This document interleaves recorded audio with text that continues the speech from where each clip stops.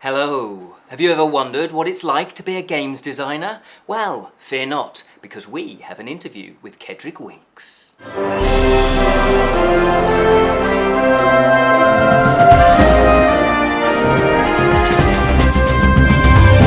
Hello and welcome. This is an Imp Extra, yes, from the Bottled Imp, exploring the realms of fantasy. My name is Ken Boyter, and today we've got a very special Imp Extra because we are indeed interviewing games designer Kedric Winks. Hello. I feel like I need to shake your hand. Hello, Ken. Even though we just Good to meet you. Yeah. Hey. Hello. This Hi. is Kedric Winks, everybody. Now you may know Kedric because he has designed such games as Imps Devilish Duels. Duels? Duels. Jules, I I think. know, but the Americans say duel.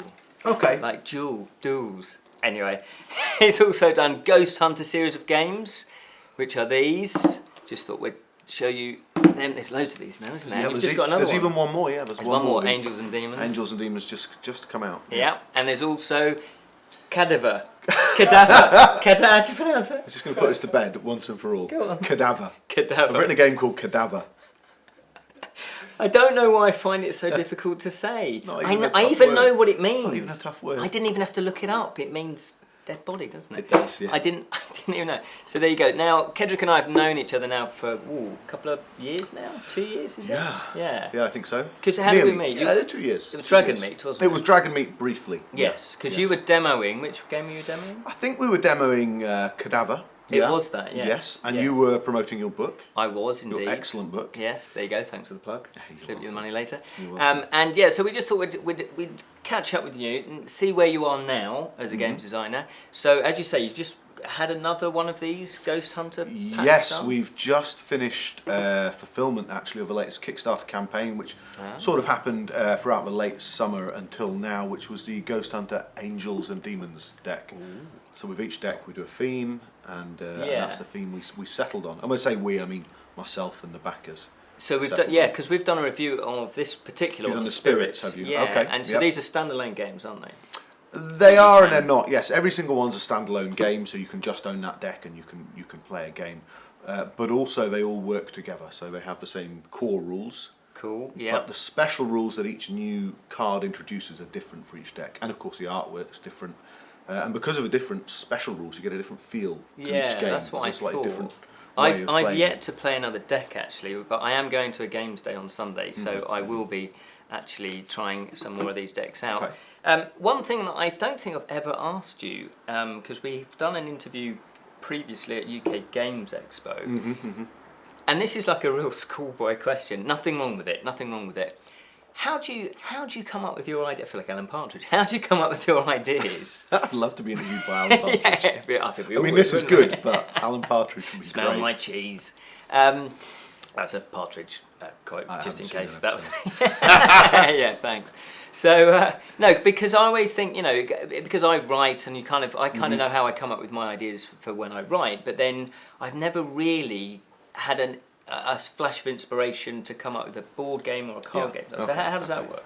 So typically there's two ways you can come up with a board game. You either come up with a mechanic, so you come up with the way the game works, the way things fit together and the way it's Right. played, and then you say, okay, now I need a theme for it. Not necessarily, you can get abstract games, you know, Drafts is an abstract game. Yeah, It's not that's really true. about anything, is it? Yeah, that's true. But I think the age of the abstract game is kind of gone now. Yeah, unless it's really clever. Yeah, there's very Unless it's, few yeah, new really real rare. abstract games come Yeah, out. yeah. So you can come up with a mechanic and you go, oh, it's a really good game, I'd really like to play that game, but it needs to be about something. And then you Yeah. put a theme on top of it. You go, well, what fits this? What does it feel like I'm doing? Okay. Or, as is more often the case for me, I say, do you know what? I would really like to write a game about X. So I read, I don't know if you've read the Johannes Cabal books about necromancy. He's a kind of a necromancer in the Okay. 1940s. It's a Okay. little bit steampunk, really Okay, good. cool. I was reading those and I thought, you know what?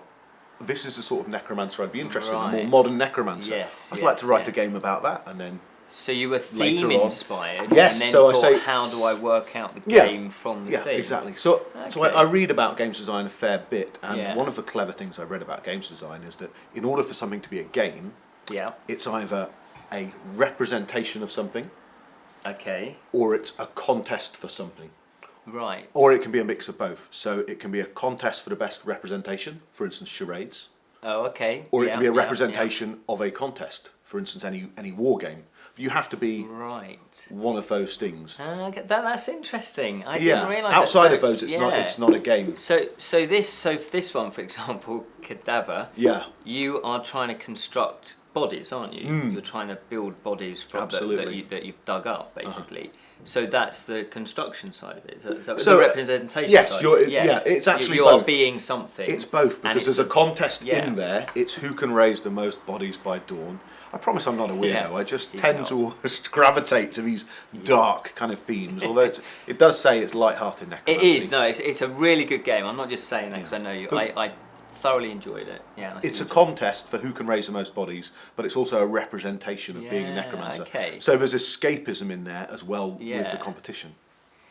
Okay, no, that's really interesting because you know, over the years I kind of think, oh, it would be quite cool, and I think everybody, like, there's at least one novel in everybody. I probably think everybody goes, oh yeah, I could write a board game, I could come up with an idea, and I just thought about it the other day. Most people could probably. Well, I thought, well, how do you go about it? And I thought, well, maybe I would take my 4 favourite mechanics that I know about and try and mash them all together to see if that actually works as well, and then put a theme to that. Yeah, why not? Okay, good. Well, why try not? it. So you're going to start with your mechanic and then work onto a theme after that. So play it, go, what did that feel like? Did it feel like we were fighting?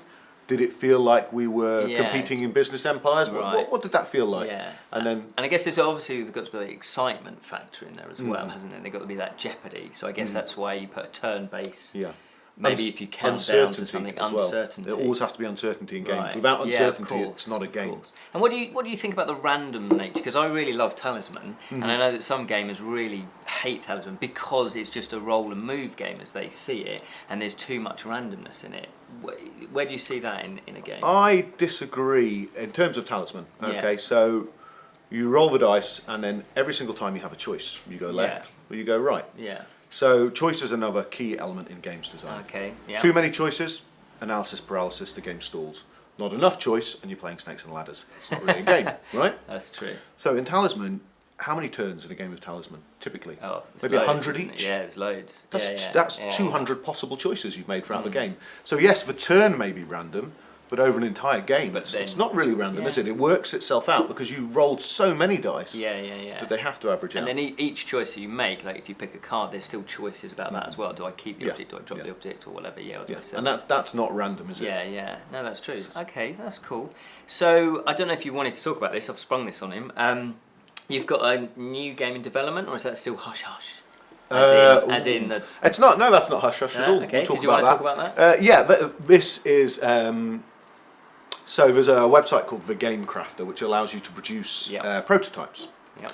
I like using it to produce my prototypes, so they've got a whole bunch of products on there, and you can slap your artwork on, and they'll print them out, just one of them for you, and send it to you. Yeah. Great. That really helps with games designer prototypes. Yeah. But they run contests, and they run games design contests.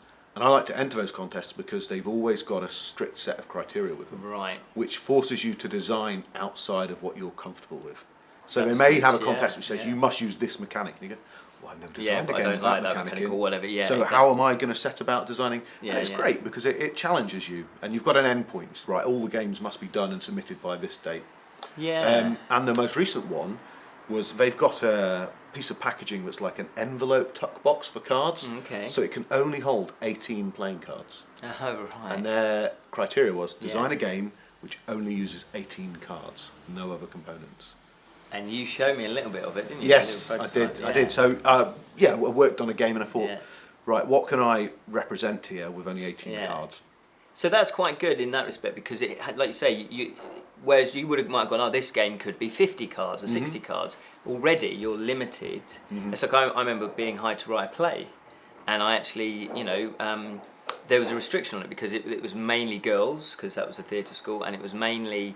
I had to have songs in it, and I had to have certain criteria, and I actually found it slightly easier because already I've got like the spine of what I need to do, and then you fit it around it.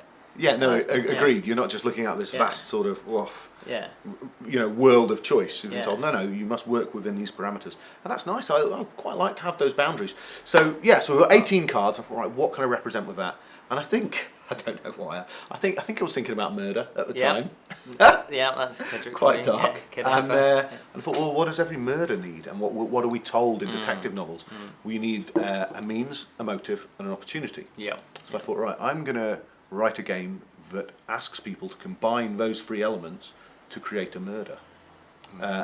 And so I sort of went through, let's do a classic detective thing. Let's do something with Sherlock, or we'll do something with Columbo or something like that.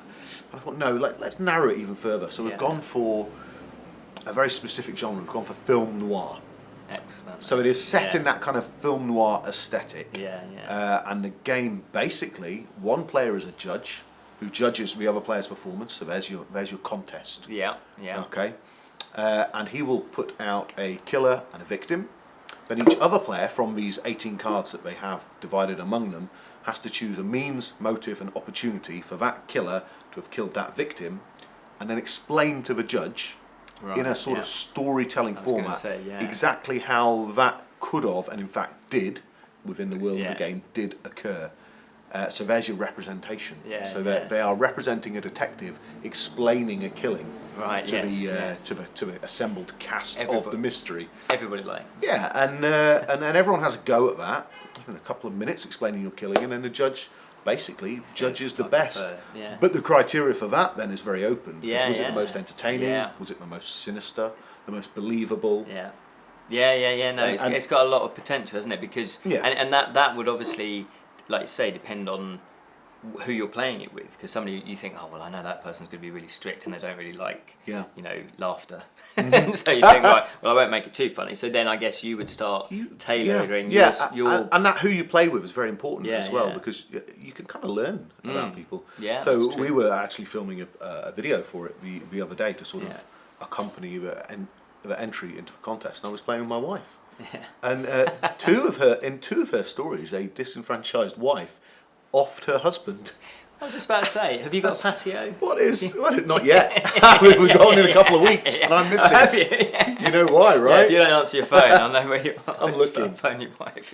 I'm looking. Yeah. But so interesting elements come out in it. And so that's once a year. Do they have that competition? Oh no, I think they run sometimes up to 4 a year. Oh, wow. Some I enter and some I don't. Excellent. I don't fancy, but quite often I might I do. have to have a quick look at that. So what website is it then?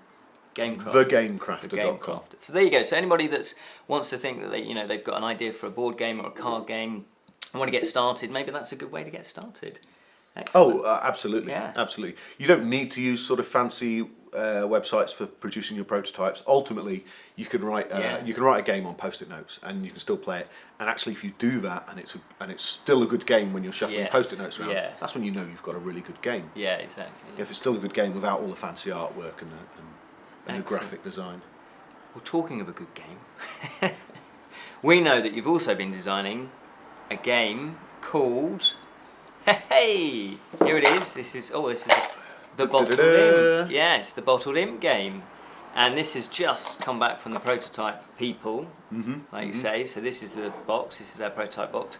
The blue won't be there. That was to do with the artwork. So and you've unless designed people say this. they like it, right? Unless they like it, unless they vote for it. Yeah, right in the comment section. Yeah. So we just wondered if you wanted to talk a bit about. Yes, I would. Absolutely. Is it fair to say I designed it? Yes, it's fair. So let's be as biased as we can. No, but I mean, you've had some input. Oh yeah. I mean, Julian, the other half of Bottled Imp, people that don't know, and myself. He's behind the cameras. Hello there. He's the editor and co-producer. Yes, you. It was weird because I gave you a lift back from UK Games. Yes, you begged me for a lift. Yes. And I said, I don't know if I've got room. I've only got 2 seats. We shoehorned you in, Yeah. And then I started talking to you about like the Bottled Imp future plans or whatever, and I just casually said to you, it'd be cool if we did some sort of game or whatever. And then it was like about 4 days later, you just emailed me the rules and went, I've come up with the game. Yeah, that tends to be me. If I get an idea stuck in my head, that's it. Genuinely, if I've got half a board game stuck in my head, I won't sleep till I've finished it. Until I've written it down. I'll be lying in bed going, that's so similar. And I'll have to get up, write it down, and then go to sleep.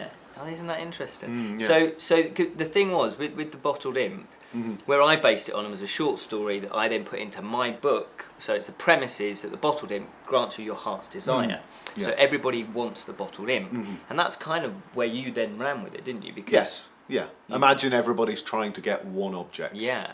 So you come out with a deck of 55 cards. The Bottled Imp is the card that everybody's getting. And the mechanic is, what I really love about this, the mechanic is really simple. It's really easy to learn, isn't it? You've basically got... Yeah, there's 4 or 5 cards to remember, and once you've got those, you're in. You know, once you can remember what they do. Yeah, let's have a look, because I like the simplicity. Basically, you've got cards in your hand, make 5 if it's a 3 to...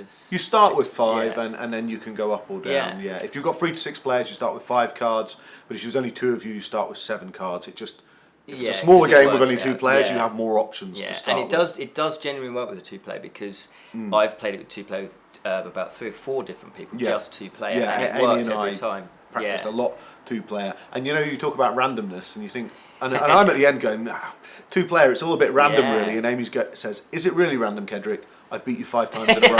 I'm going, well, it should be the other way around. I said, no, it's skill. Yeah, so it's not random. It's not. It is. But I like the fact that it's just basically the mechanic is you lay a card on your go, and then you do what the card says. Yep. So that's easy to remember. You choose the card from your hand. You choose your card. So, and then you're always meant to have as many cards as your dice, which is a little token as a yeah, card sure. counts. We've got the dice. We should have done. Yeah, and basically you then, so as soon as you lay a dice, card, you pick up another card. So say I had 5 cards, and I'm always meant to have 5 cards. You would then lay a card and then pick that up and then do what the card says, and it is that simple. That's it. So you always come back to a number on your dice. Yeah. I'm not showing you dice. You've all seen dice before, right? Hey. But this is a special one. This one goes up to 7. What? It's like the guitars in Spinal Tap. Exactly. To 11. My dice go up to 7. Yeah, but they start at 2. That is, yeah. But obviously, but that's geometry for you, isn't it? Yeah, and also what I do like about this game is it's got most of it is you're trying to benefit yourself. And you're kind of playing cards that will aid you, but there is one card, the dagger card, which is the sort of take that mechanic. The take that mechanic, the sabotage one, where you then can sabotage someone else's cards. So each of these cards, won't necessarily go through them all, but they do something different. And so what I found, even though it's a quick, easy game to learn, there is levels of strategy. Oh, definitely. And I would have been surprised if you said, right, you've basically got 4. No, we've got a wild card as well. We've got 5 cards. Yep. And out of that, you can get that level of strategy. I wouldn't have thought it. Well, there's an easy way to build strategy into games. Giving away all the secrets. Well, I was going to say, go on. As soon as you put politic, we call it, into games, then you're building strategy. So what we've got here is a multiplayer game. Yeah. Yeah. Where all the players are seeking one item. Yeah. Yeah. But during my turn, I have the ability not only to benefit me, but to hurt you, but also potentially to benefit a third player. Okay. So suddenly there's a relationship set up between the players which exists outside of just the pure mechanic of the game. So we've introduced personality, we've introduced bluffing, we've introduced forging alliances, we've introduced politic into the game, simply by having a multiplayer game where decisions can be made outside of just the laying of the cards. Yeah, because especially with you can lay multiple cards. So if I had 3 daggers that would affect other people, I could either affect one person really badly, really severely, or spread the pain. So when you say in the game, well, you can lay cards and then you do what it says in the cards, you can do so much more than that. Yes. You can also spend some time trying to convince player A that actually player B's got the card. So there's all the conversation, the literal conversation, the interaction, but also the eye contact and the little tick. So it's like poker in that sense. Yeah, because Julian struggled, I think, with the poker bit of it, didn't you? You're not the only one. Or was that like the double bluff? I was smiling throughout the game, and you thought I was smiling because I had the imp. I was smiling throughout the game. I was enjoying myself. I know, that's true. I know, but that's the thing. And then you think, oh, okay, that's their bluff, and then it isn't, and you think, oh no, I've been double bluff. I've kind of been, I've fallen for the bluff. So when you talk about tactics and strategies, a lot of the tactics and strategies are in how you hold yourself, how you present yourself. And how you try to present the other players, and how you use your personality to influence the game. Well, I played... Easy way to build strategy in the game, put politic into it in that way. That is a brilliant tip, because I played with a family, friends of mine, and they had a 6-year-old, which is slightly too young, he didn't quite grasp all the rules straight away, but then once he kind of started, because he was playing with one of the, his parent, he then started to grasp it. And then what happened was he did like a double bluff, but didn't mean to, because he when you can take a card, he took a card. We knew that person, it was like a 50-50 chance or whatever, and so he went back to his mum and went yes, and we all thought, oh okay, they've now got it, but he wasn't. He just wanted the dagger card. So and the guy that had the card was like, oh, thank you so much, you've really helped me out. So it was like a complete foil accidentally. Yeah, you can play it with kids as well, can't you? We played it with my kids.